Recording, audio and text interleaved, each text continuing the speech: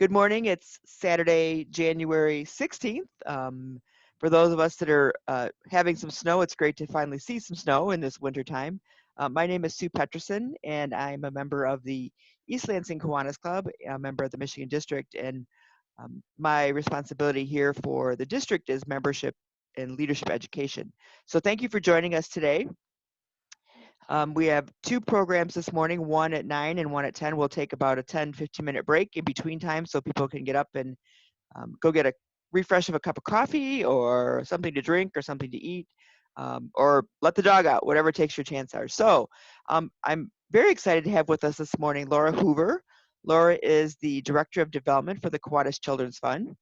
And one thing that you should know about the Kiwanis Children's Fund, besides what you may already know in general, is that they have a number of programs that they are willing and able to share with us on fundraising. When you think about what the Kiwanis Children's Funds do, they're a fundraising department. So there is quite an opportunity here to share what they do, and they have, like I said, a number of programs. I'm sure if you connect with the Kiwanis Children's Fund, they can do something for your club meeting, or for council meeting, or if you want to just hold another session. But I'm happy to welcome Lora from Indianapolis, Indiana, where they have a little bit of frost on the ground this morning.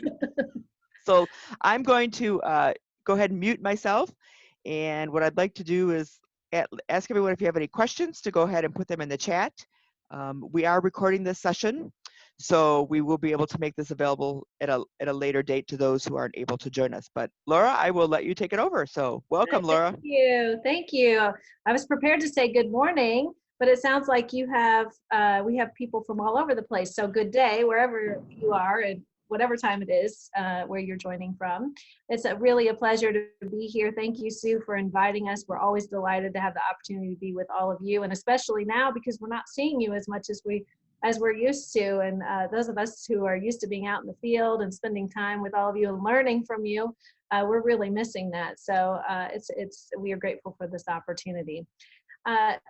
When Sue reached out and asked about a presentation, she mentioned event fundraising, of course, virtual event fundraising, and then some fundraising basics. And I was really back and forth about what we might talk about today, because we are finding from our clubs in the field that clubs are in very different stages of planning for their fundraising initiatives. So we have some clubs who are still very much in that virtual mindset. We have other clubs who are starting to think about the future. And if you're following the news, you may have heard recently Dr. Fauci came out and said he expects there's a possibility that big events will be back this fall. So theater and concerts and that kind of thing. So we have clubs that are starting to think ahead, using this time to think about their in-person events. And we have some clubs that have just kind of thrown their hands up in the air and said, we're over events. We're over trying to change events and transition through this. And so we're interested in fundraising outside of events. So I was really kind of back and forth, because all of that could be, a 3 presentation series, and how can we get what you need in this time we have together. So I decided to go forward with our traditional Putting the Fun in Fundraising event program today. And as we go through, I will interject comments about virtual fundraising and other ways to fundraise, and hopefully when all is said and done, it will meet the needs of all of you in some way or another. We also have additional presentations and counsel that we can give you if you want some more information on any particular thing. This presentation's been done hundreds of times and is been inspired by all of you. So I put this together, I bet 4 or 5 years ago. It's since been refreshed, but I put it together because of all of the questions that we get from clubs about fundraising. So hopefully it will be helpful to you. Just as a little bit about my background, so you know kind of where some of this information is coming from. I've been in fundraising, leading fundraising teams for about 2 decades in various organizations, various sizes over the years, and have spent part of my career also on the grant making side of the house and for a large corporation here in Indianapolis. So I'll be able to share some context from those experiences as well. You may be familiar with Jeremy Grinslade, who is your development officer for the Michigan district, at least. Depending on where you're from, you may have different development officers, but he's also a resource for those of you who are in Michigan if you ever have additional questions about fundraising. Well, we have a lot to do today, so we're going to get started here. The way this presentation is structured is that I use quotes that we often hear from clubs, and then I'll help us answer those as we go along. So one thing that we hear frequently about events, whether they're virtual or in person, is that no one wants to volunteer for the event committee. Oh, by the way, I should have mentioned, so this is not going to be a how-to on how to conduct a fundraiser so much as it's going to be some points that will lead you to a successful fundraiser, and I'll give you lots and lots of ideas as we go. So anyway, no one wants to volunteer for the event committee. That probably sounds familiar to some of you. So first thing for events is to make sure that it's fun for everyone. Now, that includes virtual events. We can make those fun. It's a little different kind of fun, you know, through the screen, but we can make those fun as well. So this is our first example here is a duck race. And of course, this is an in-person opportunity, but fun is part of our brand. Kiwanis International, especially since we came in with Kids Need Kiwanis a few years back, there's a lot more fun in our brand than maybe has been in the past. We serve children, and children are fun, as you know. It's not only acceptable, but it's encouraged that we are playful and fun. And the event needs to be fun. Now wait for it. Fun to plan, fun to clean up, fun to execute, fun to attend, fun for everyone. No one wants to be a part of an event that is a downer event, right? And I hear this all the time from clubs.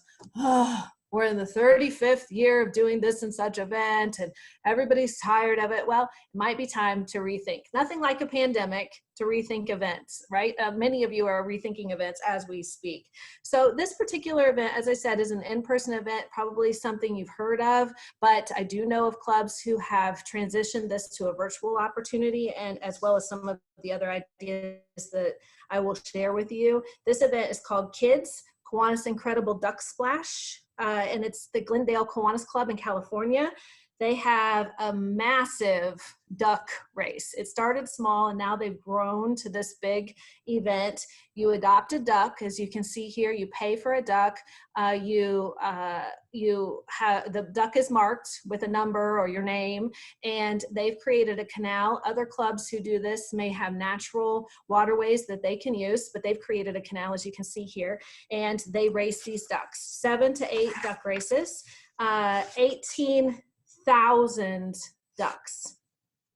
They have sponsorship, concessions, t-shirts, duck-themed activities, and they raise about $80,000 annually. And you may be saying to yourself, well, this seems like an odd event to have virtually, right? But we have lots of clubs, and I'll share some other ideas, lots of clubs who are taking events like this and actually doing it online. So you may not all be able to be present, you know, physically, but you can still race the ducks. You can still record it on Zoom. Everyone can participate, and there's still some fun with that. And actually what we're finding, and what you've probably found in some of your events, is that virtual is actually allowing us to access more people. This particular workshop right now is a good example of that. We have people from all over the world joining us this morning. So whereas in the past, the Glendale Club may have only been able to reach out to their region, now they have the opportunity. I don't know that they're going virtual, but events like this, they'd have the opportunity to reach out broadly and perhaps even get people sponsoring ducks, you know, from New York or Japan or, you know, everywhere in between. So it's a good opportunity for that. Other fun ideas that we see in the Kiwaniverse, I will say, and that some of which have now been adopted to be virtual, are things like golf ball drops.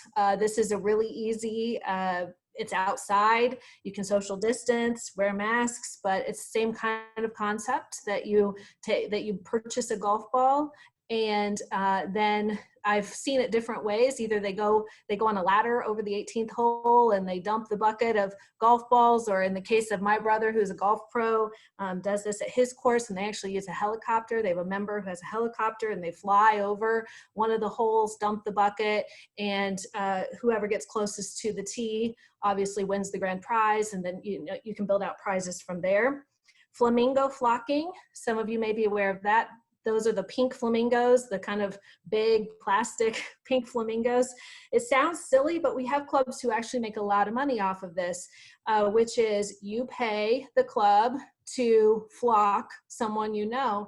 And actually there are a lot of fun opportunities through this too, because you can have flamingo insurance. So if your members know the flamingos are coming, or your community knows the flamingos are coming, the community can purchase insurance. Community members can purchase insurance to not be flocked ahead of time, or they can pay to get the flamingos out of their yard faster, so they move up on the priority list for the cleanup of the flamingos. It's a great way to promote membership because you can tie anything you want around the flamingo's neck, any kind of like little note or message to promote Kiwanis. So it's just a fun way, and it's safe. You know, you don't have to be in person, you don't have to interact with other individuals. Caroling. Those events like caroling for a cause, where essentially you go door to door and you wait until someone tells you, I'll pay you to get you to move on, right? So you sing and sing and sing until they can't stand it anymore. I'm sure you're all lovely singers, so they'd like you to stay. But anyway, you sing and sing and sing and hope that they will make a contribution, and then you move on. Wacky wagers, you've probably heard of these, especially with schools in your areas. They're pretty common with schools where, you know, someone has a very long beard, and if you raise a certain amount of money, they'll shave their beard, or if you raise a certain amount of money, the principal has to sit on top of the school, you know, or what have you, or sit out in the snow if you're in Michigan or Indiana right now, pie in the face, dunk tank, those kinds of things. All of those can be done virtually. Every one of those can be recorded virtually. Tournaments. Kiwanians love their tournaments. The world loves tournaments, right? Tournaments of all kinds. We've seen a Texas Hold'em tournament that's gone virtual, poker, of course, dodgeball, that's not so virtual, but an opportunity for the future, kickball, basketball, you name it. If you're planning for the future, one that I particularly really like, because it's pretty comprehensive, is a tournament between your fire department and your police department. And I know of a club who has done this, and they use this opportunity to teach kids that fire people and police officers are not scary. And so they create a whole safety fair around it when it's safe to do so, and invite families to be a part of that, to really get them acquainted with what the police and what the fire people can do for us. So those are some ideas for keeping it fun. We can't keep this going year after year. It's just too much. So just a reminder, put on your own oxygen mask before assisting others. If your club is not in a good position to carry out an event, obviously the event is not going to be as effective or as successful as you might like it to be. So take some inventory, and probably many of you have been doing this. We've been doing this too at the Children's Fund, but take some inventory. This is a good time to be thinking and reevaluating what your projects and what your fundraisers are, and whether they're working well for you. This is the Kiwanis Krabby Tax Night. This is Scotts Bluff Club, and traditionally around tax season, they hold this event to fill everyone up with crab when they're otherwise paying out their taxes. So an important thing to think about here when we're thinking about whether the project is sustainable and aligns with your fundraising plan is the event aligned with your current capacity as a club? So I just mentioned that. Have you chosen an event that has the potential for long-term growth? Typically, the best events that we see, or I should say by best, I mean the most successful events that we see, are events that started out small and are able to scale over time. Are we leveraging all of our club resources and relationships? This is really critical. Many Kiwanis clubs look internally to carry out all of their fundraising projects, but sometimes fail to look outside of the circle and bring others in. And I will share a little bit about this in a moment, but one of the very best ways, if you don't know, to get a new member to Kiwanis, or if you're serving another organization, to get a new member into your organization, or even a new donor, is to invite them to be a part of the fundraising event committee. And that might sound strange because you may be used to only doing that internally, but believe it or not, you're going to meet one here in just a little bit. Believe it or not, there are lots of people out there who really enjoy planning events and would like to be a part of that. And once they start to plan and get involved, then they will usually stay really engaged. And does this event support our fundraising plan? Now, some of you may be thinking, fundraising plan? we don't have a fundraising plan. We've never thought of a fundraising plan. We can help you with a fundraising plan. Very basic, and we'll talk a little bit about that at the end of this too, for those of you who are over events and ready to move on to other fundraising initiatives. But having just a very basic fundraising plan to ensure that you're raising enough money to cover the projects that you want to support, not just this year, but that you're hoping to support next year, can be really helpful in driving your event activity. So if you don't have a fundraising plan, put your name in the comments if you're interested in that, and that's something that we can offer to you from the Kiwanis Children's Fund. We're happy to sit down with you and create that. So a note that came across my desk a couple of years ago that illustrates all of this perfectly. It's almost like I planted it, but I really didn't. It just came across my desk from a club in Australia who made a significant stretch commitment to the Eliminate Project. Said, taking on the task of raising our $30,000 pledge involves some significant rethinking of how to raise funds outside of our usual fundraising. The result was several new and ongoing events, which I now believe will continue for years to come. In particular, our now annual Tapas Day and annual Royal Show Parking. Furthermore, the increased focus on good quality fundraising events has contributed to a significant increase in new members over the past 5 years. For our club, it has been a win-win-win all around. So if you haven't, during the pandemic, taken time, again, to take inventory of your fundraisers and really think if they're the right fit for your club at this time of the life of your club, I would really highly encourage that you do that, and you might find some opportunities to make some changes. So back to our Kiwanis Krabby Night here. I don't know that this particular club has changed their way of working, but I do know we have other clubs, especially on the East Coast, who have events like this, whether it's crab or lobster or those kinds of things that have turned those opportunities into drive-ins or drive-throughs. And you may have heard that now that we've been doing this for a while. You may have heard that from some other clubs, or you may be doing that yourself. We see this with pancake breakfast. We've seen this with lots of different, especially food events, where you still have the event, but instead of coming and being in person, you can drive through and get your food, or drive in and eat your food in the car and have some kind of program on a stage in front of you in the school parking lot, for example. It works better when the weather's a little nicer, of course, but that's certainly an option, and we'll talk a little bit more about that going forward. This particular event, they have all-you-can-eat snow crab legs. They leverage their resources, solicited sponsors, in-kind donations of food, silent auction items. They use their local Elks Club facility. They use Builders Club and Key Club students to assist in setting up, serving the food, bussing the tables, and cleaning up. And the event can grow, and has. Over time, they've added a silent auction. They're considering a live auction for the future.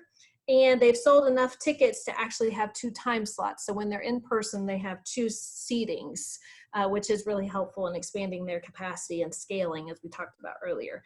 $35 tickets, $60 for couples, $450 for corporate tables. They've raised, in the last couple of years, they've raised $13,000 with this project.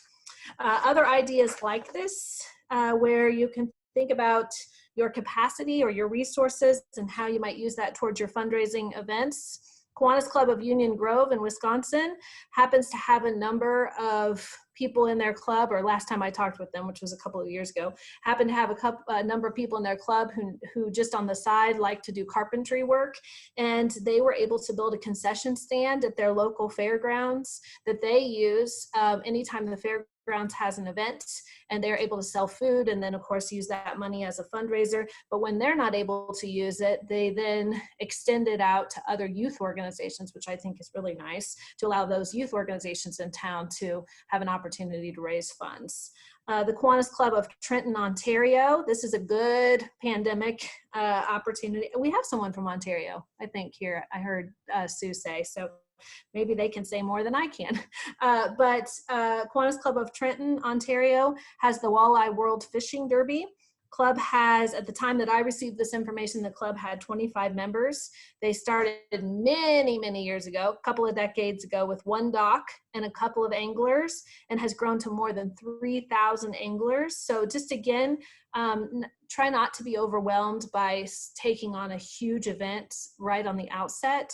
Most of these very successful events have started small and grown to much bigger events over time.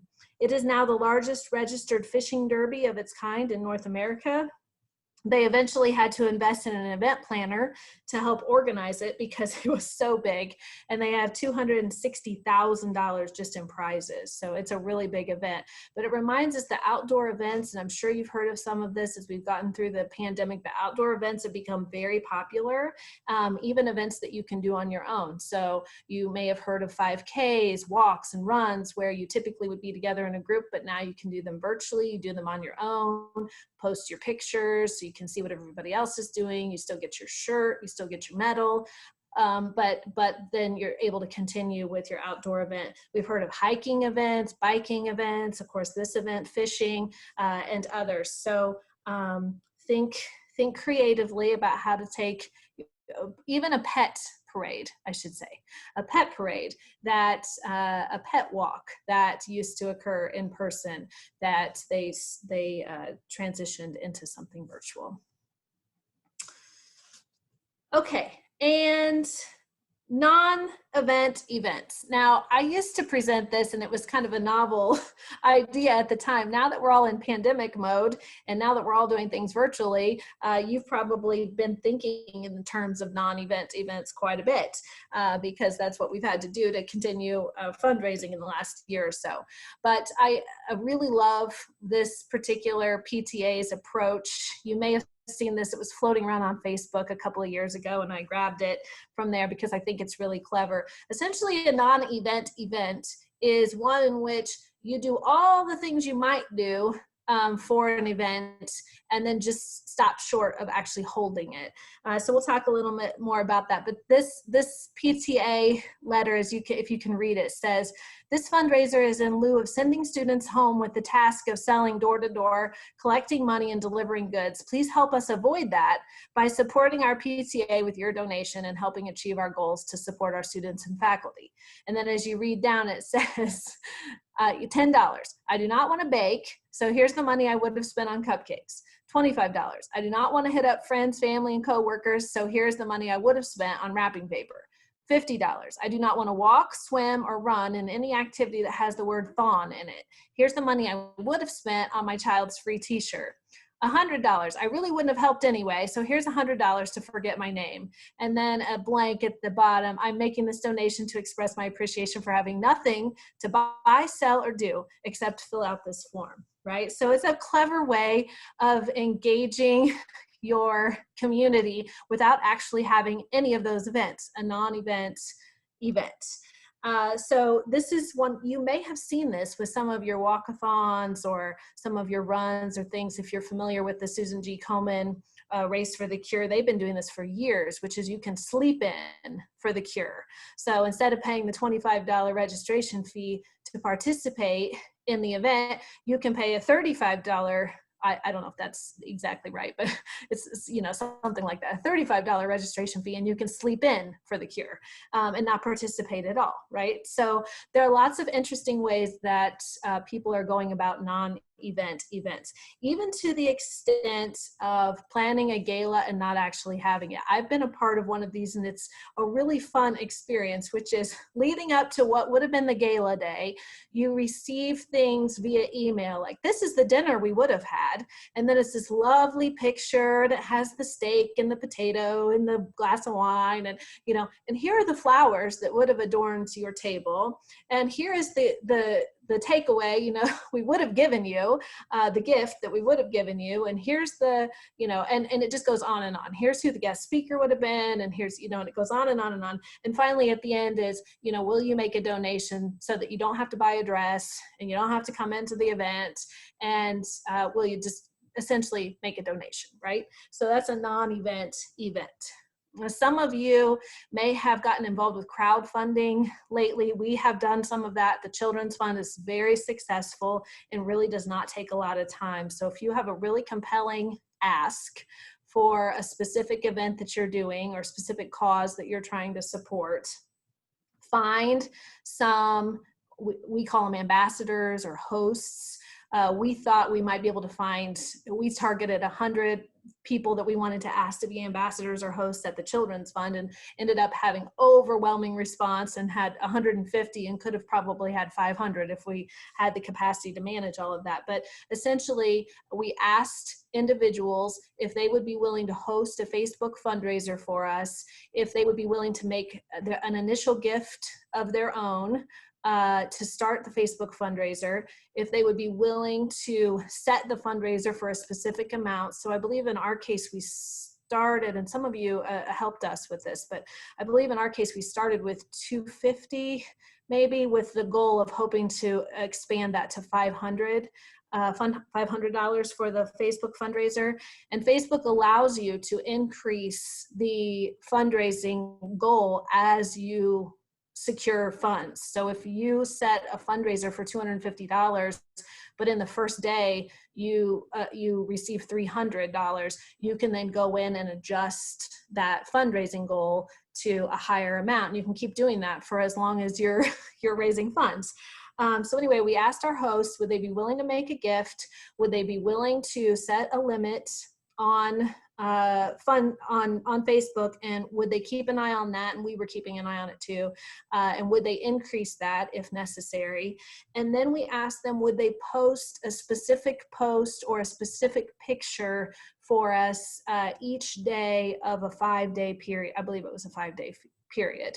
And we wrote those posts for them, which really basic. We invited them to adjust them to make it sound like their own voice if they wanted to, and then had a picture and then had them send it out. And the response was overwhelming, far greater success than what we ever imagined we might have. And so we're going to actually replicate that here soon. But that's something that your club could do. Just each of those hosts, whether they're in your club or in the community, reaching out to their networks really is powerful. And it doesn't take a lot of time to do that. The key there is to have a really good ask and something that's urgent that people would want to support right then and there.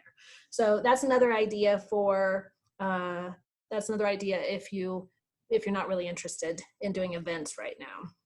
And of course, there's always individual giving. Please do not forget this. Individual giving consistently, research shows over 100 years, individual giving has been the highest revenue stream with all nonprofits in the US over time. And by the highest revenue stream, I mean by a landslide. About 75% plus of our funds collectively in the US toward all nonprofits come from individuals, not corporations, not special events, but individual contributions. So please don't hesitate to reach out and ask individuals, especially if your fundraiser is not raising a lot of money. Sometimes if your fundraiser costs $3,000 and you're only raising $3,250, it'd be a lot easier to just ask someone for the $250. But please don't forget about this. Now, some of you may be thinking our members are tired and they've given too much and we can't ask them for another thing. Don't forget those people outside of your membership. There are lots of people in your community I know who care about kids, who care about the kind of service that you're doing, as long as they understand what it is that you're doing. So don't hesitate to ask them, and don't forget about former members. We did some research relatively recently, and we found that 80+% of former members leave the organization with a really positive attitude about the organization. Most of them are leaving because they've had a change in job or a change in lifestyle. Maybe they've moved, or maybe they have children now, and so life's gotten busy, or what have you.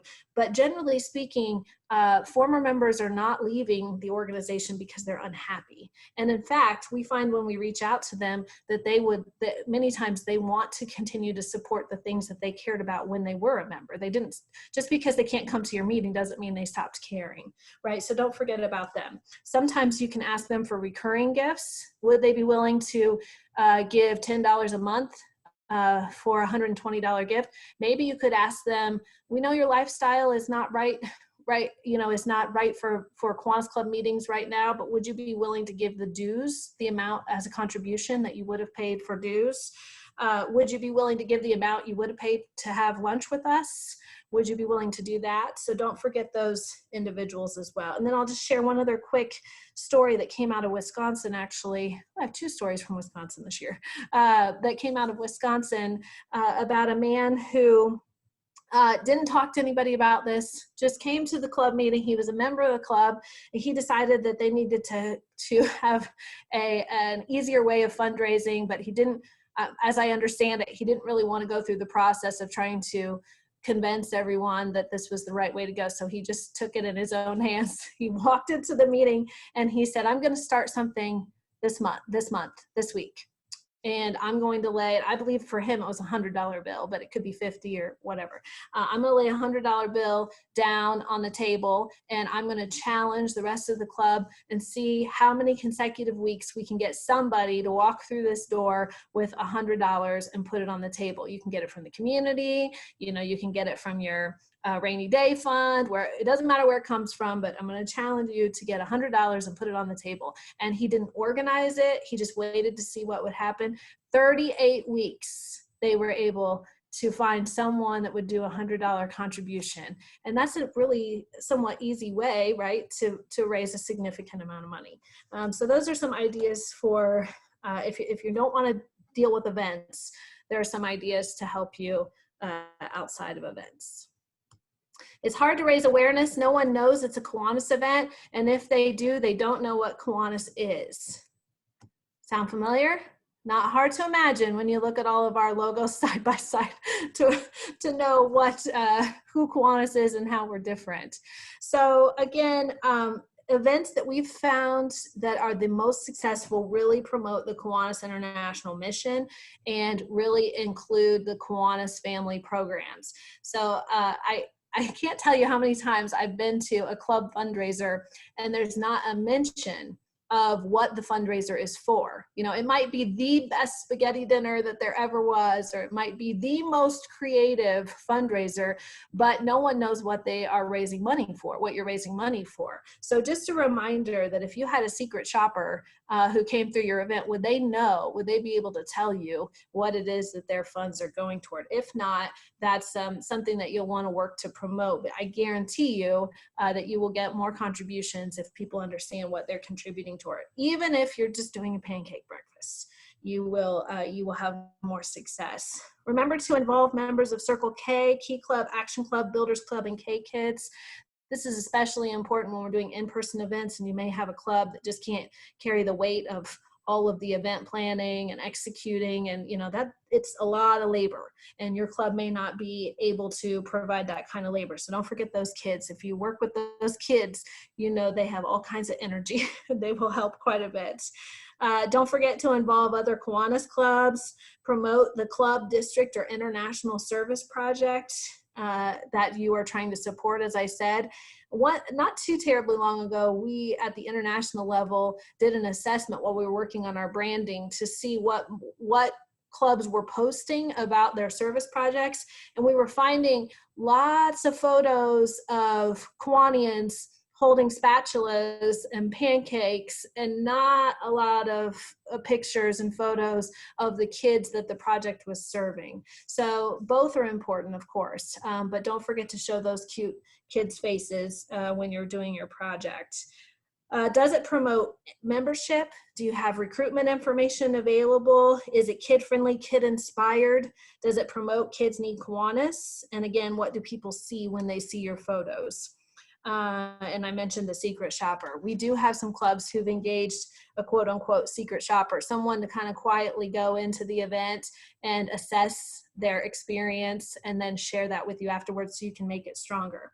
Hint, that's a really good way to engage attendees of your events, to not let them go after that event. So you have all of these people show up from the community. Don't stop talking to them. And if you need a way to engage them, ask 5 or 10 of them to be on a small committee to share their experience and their feedback to help strengthen your event. They will get more engaged. It can be a short time commitment for them, maybe 1 committee meeting or 2, but they will get more engaged, and that might give you an opportunity to ask them to be a member as well. So this particular picture is Kiwanis Family Day, Georgia District. So this one may take a little while before we're back to this. This is obviously not a COVID-friendly project. Georgia Southern versus Georgia Tech football game at Bobby Dodd Stadium. It was open to Kiwanis, Circle K, Key Club. They had special seating for the K family.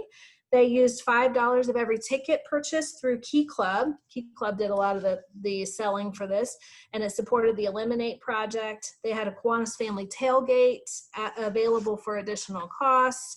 And as you can see, they used every opportunity to promote Kiwanis and the actual cause. They also used the announcements at the game. The first pitch, you can always use first pitch if it's a baseball game, for example. Wear your t-shirts, of course, provide giveaways to the fans, whether they're your Kiwanis fans or other fans. Many times they will allow you to do that, and really just make it very Kiwanis branded. Other ideas, Kiwanis Carnival in Livingston, New Jersey, again, not COVID friendly in this case. They have a 5-day carnival fundraising event. It's 70 years old. It includes rides, games, food, fair food, and they partner with local organizations for kids with special needs to come in at a time when the carnival is not open and offer free rides and games and food specifically for those children. They use the entire Kiwanis family to volunteer, and they raise about $40,000 each year on their project. Oh, and here's one too. I forgot this was in here. This is a pancake breakfast, and the reason I pulled this down is because it's just a pretty basic invitation, but as you see there, right, it's kind of blurry, I guess, but right under their Kiwanis name, right under their breakfast fundraiser, it says to benefit the Times Kiwanis Camp Fund, sending kids to summer camp for 63 years. So that's just a really easy way to remind everyone what it is you're fundraising for. There are just so many events in our community. Look familiar?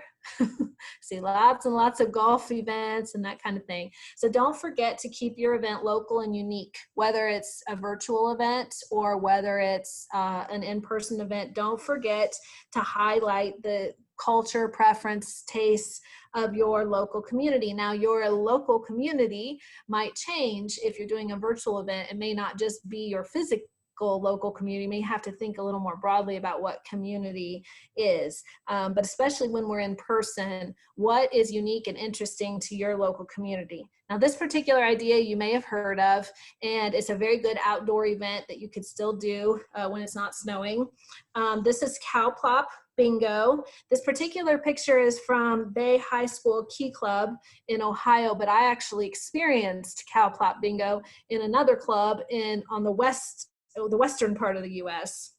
And so I'm going to tell you the story about what I experienced, which does not match this picture, but it's similar.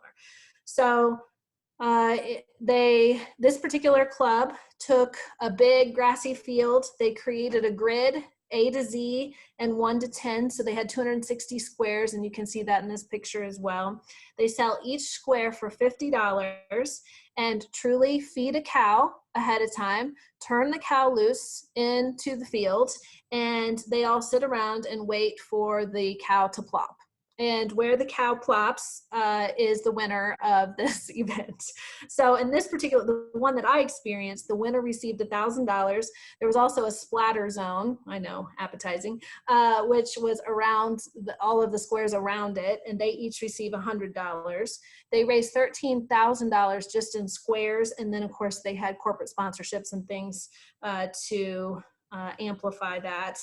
They also had a raffle, which I think, this makes me laugh every time, but their raffle was a side of beef, which I just think is kind of ironic. But they worked with their local 4-H to promote the engagement with the kids, and the kids were the ones that brought the cow to the event and managed the cow through the event. And then they paired it with another community outdoor event. So you could just kind of make a day of it. So if you got tired of waiting for the cow, you could go, and I think in their case, they had a car show. And so you could go visit the car show. They had people picnicking and out and about, and they make these events make a ton of money. But obviously this is somewhat local and unique depending on whether you're in a metro area or in a rural area, but an idea for you nonetheless. This too is perhaps a in-person event, although you may hear from your next speaker that events like this can easily be transitioned to virtual experience. But this particular one is Bands on the Bay, and this is in Safety Harbor, Florida. So obviously they have a harbor, they have a bay, so that works for them. And they have $5 per person admission, 3 bands, which of course you can do virtually if you needed to. I don't know if they did, but you could. $50 per person for a VIP ticket. And in the case of an in-person event, if we really are able to get back to these this fall, your $50 VIP ticket allows you special seats, private air-conditioned bathroom, a food ticket, and a drink ticket. They had $5 craft beer and wine. So they brought in local craft beer suppliers and local wine. They had $17 for a 4-beer pass. And then they also had a wing throwdown. So they had people that contributed. This, we might be a little way away from that yet, where people can bring in food from home or from their restaurants. But they had a wing, a buffalo wing competition, and you could also participate in that. They had food trucks as well, and all of that raised about $25,000. So you may be thinking, gosh, that seems like a lot of in-person kinds of fundraising opportunities, and that is true. But I have attended not 1, not 2, but 3 now concerts during the pandemic with some bands that I enjoy. And we have had a very positive virtual experience. And in fact, even better than it was in person, because the cameras, of course, are really close to the artists and you can see them even better than you might be able to see them in person. And so there are ways. We do have many clubs who are distributing the beer, the wine, the chocolate, whatever the tasting may be, or whatever the food piece might be. Take it to your Kiwanians or your participants, instead of having them come to one place to get it, actually deliver, so they could watch the band on their computer, on their TV. They would have the beer from the local beer suppliers that you would then drop on their doorstep, and then they would have, a virtual community where everyone could exchange comments about how they're feeling about the songs and that kind of thing. So you can still create that virtual experience. We have a lot of clubs doing that. If you've had a wine tasting, you can still have a wine tasting. You can still have the person presenting online what wine pairs with what and leading the whole event, but you will have dropped off the wine bottles to each participant ahead of time, or have a place for pickup where they can get them so that they can enjoy it from their own home. We're seeing a lot of this with chocolate, with wine, you name it.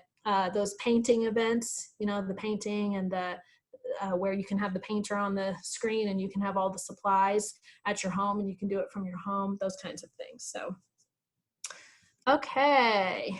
We have aging membership, and there are just a few of us who do everything. This probably feels familiar to some of you. So another idea, get everyone involved. We talked a little bit about this earlier, about engaging those folks outside of your Kiwanis Club, and I just want to keep reminding you that that's what we see when we see the most successful events. Get as many people involved as you possibly can. The local community and your Kiwanis community. Remember to get them involved, not just as participants, but as volunteers. That's really critical. I'm telling you, that's a really great way to recruit new members, is to get them involved in some of your planning, even before they say they want to be a member, as funders, but also as champions and advocates. So this goes back to that Facebook idea we were talking about earlier. To be a Facebook host can be someone who's just a really strong advocate for the work you're doing. Does not have to be someone that has any real connection to you yet. Could just be someone out in the community, the school principal, or, you know, someone like that who, you know, cares about kids and cares about what you're trying to accomplish. This is one of my favorite events because it's very creative and it really does engage the entire community, and something for the most part I think you can do out with COVID. This is the Scarecrow Festival in Lakewood, Kiwanis Club, Ohio. And this one is a few years old, so I don't know if this is still happening, but it's still a great idea. They work with the Chamber of Commerce and the Merchants Association to organize. So right there, it's beyond the Kiwanis Club. It's $25 to participate. And if you choose to participate, you receive a base for the Scarecrow. And then you're responsible for building out the scarecrows, as you can see here. The mayor declares all scarecrows honorary citizens of one particular day, so even the mayor gets involved in the fun. They have awards for best of show, best entry by a community organization, best entry by a business, best entry by a school, scariest and most creative. And I'm not sure if I mentioned $100 sponsorship. So $25 to participate, or if you want to do a corporate sponsorship, it's $100. One of my favorite things about this event is that they put ballot boxes all around the community and encourage residents to vote.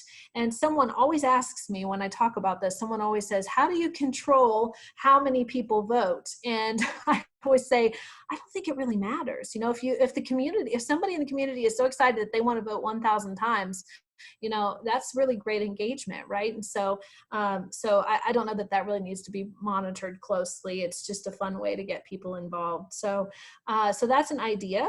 Kiwanis Pancake Festival, you all know about pancakes, so I don't need to tell you about that. But a pancake breakfast that they do with a community-wide talent show and a community-wide art show. Also includes food drives, book collections, public displays from police, the firefighters, and military. They have a local coffee shop that supplies their coffee, a local dairy farm that supplies their milk, a local farmer that supplies their sausage links, a local nursing program that provides free blood pressure checks, and a local orchestra that performs. And they do this at Louisiana State University. This is the Kiwanis Club of Baton Rouge, by the way. And it's they just turn their pancake breakfast into something much bigger. Now, again, if you're thinking this doesn't seem very COVID friendly, we know lots of clubs out there who are doing things like talent shows and art shows and those kinds of things, drive-in style, as I mentioned earlier. So you still have a stage, you can still have the performance, you still eat your pancakes in your car, but you pull into a parking spot and enjoy it that way instead of being all together. And so I know we're getting close on time, so I'm going to move along quickly here. We spend so much time and energy and so many resources, but we don't make very much money. So a lot of heart, but maybe not as much cash. So just a reminder, especially in this time, to maximize your fundraising opportunities. Don't leave money on the table. And especially now, because virtual events, as I said earlier, you can really extend your reach with virtual events. So make sure that you're giving everyone an opportunity to get engaged. I've done a lot of consulting over the years on the side with nonprofit organizations and now with clubs frequently. And I often hear of clubs or organizations that are having events like a silent auction or something like that, where they have people coming to the event who are ready to pay money to have, you know, they will bid and they're ready to pay money to collect a prize, and then they don't win, and then that person walks out. They had money in their pocket that they were going to give, and there's no other way to give it, right? So a couple of ways to handle that, and maybe you already do this, but if you have auctions, if you have items that can be duplicated, let the winner get the winning prize and then go back and ask the second prize winner if they would be willing to pay what the first prize winner paid and then get a duplicate prize. So sometimes when you have experiential things, you can duplicate them, and you may find that you can raise some additional money like that. I used to work for a theater, and we did that many of our auction items were experiential, meet an actor, or have a dinner with an actor, that kind of thing. And, you know, we could duplicate that until the cows come home, right? So as long as we had bidders who were willing to pay the price, then, you know, we were able to do 5 or 10 of those if we wanted to. So that's a good way to raise additional money, and make sure that there's an opportunity for them to just give. if they lose the silent auction or they can't participate in bingo or whatever the case may be, make sure they have an opportunity to just give. There's more to say here, but I'm going to jump past this because I know we're close on time. Lots of people come to our event, but then we don't see them again until next year. This is really, really critical. Don't hide. Don't hide from your constituency. One of the beautiful things about fundraising events is that they introduce people to your organization and may even pique their interest about what it is that you're doing. So then if you have your event and you disappear, you may have lost the opportunity to recruit a new member or find a new donor or find someone that could help you with, you know, some of the projects that you're doing in your club. So don't hide. You may be aware of the flag projects, and we actually have a corporate partner now that can help you with this if this is something that you'd like to do. This is a popular project with some of our Kiwanis clubs, which is essentially a subscription service. So you can work with members of your community. Maybe they'd like to have a flag in their yard for the 7 or let's see, in this case 6 patriotic holidays that the Kiwanis Club of Marietta does. And they essentially insert a PVC pipe into your yard, and then every holiday that they consider a patriotic holiday, then they will come and put a flag in your yard, and then they will remove it later. And it's essentially a subscription service model. So it's a little more labor intensive for your club, but it also, once you put out the initial outlay of expenses for the PVC and the flags, and that you pay for the storage, then it's there's not a lot of additional cost after that. They display the flags in the community for 6 patriotic holidays, $25 subscription. They now have more than 1,600 flags covering 16 routes in their community. They use 3x5 foot flags and 10-inch poles and drill holes and install PVC sleeves, and they raise about $40,000 annually. So what does this have to do with a follow-up plan? If you have a subscription service and you know where you're planting a flag, you obviously know that person and have a way of contacting them. So you can be in contact via mail, or you can follow up with them throughout the year. You have 6 times a year where you can be in touch with them because you're going to put a flag in their yard, right? So just a reminder, use these opportunities to stay in touch with those individuals and teach, as we say in fundraising, help them understand something about you that they might not have already known, or learn a little something about them that you might not have known. And those relationships are what ultimately will lead to strong membership and to strong fundraising. So I'm going to skip past the rest because they're just additional examples. And just a reminder, your successful events, whether online or virtual or in person, be sure they're fun for everyone, sustainable and aligned with your fundraising plan, reflect the Kiwanis International mission. They're local and unique. They get everyone involved. They maximize fundraising opportunities, and they include a follow-up plan. And if you're done with events, which is okay, don't forget individual giving, corporate sponsorship, but especially individual giving, because research shows over and over again that individuals will contribute. And in times of crisis, for 100 years, individual giving has gone up. Despite recessions, despite crisis, no matter what it is, individual giving continues to climb. So don't be scared to ask. I always tell new fundraisers, don't make the decision for the donor. Let the prospective donor make the decision as to whether they want to support your project. And we're happy to help with counseling in any way that would be helpful to you on how to develop that program easily. Keep in touch with us. We'd love to hear from you. And I know we don't have time for questions, but if there's anything in the chat, I'd be happy to circle back and answer those individually. And thank you again for being here. Thanks, Laura. That was an amazing run through, and I know that we probably could have given you another hour and you would be, we'd still be running out of time, right? Yeah. But thank you for that. And as I mentioned, we do have this recorded.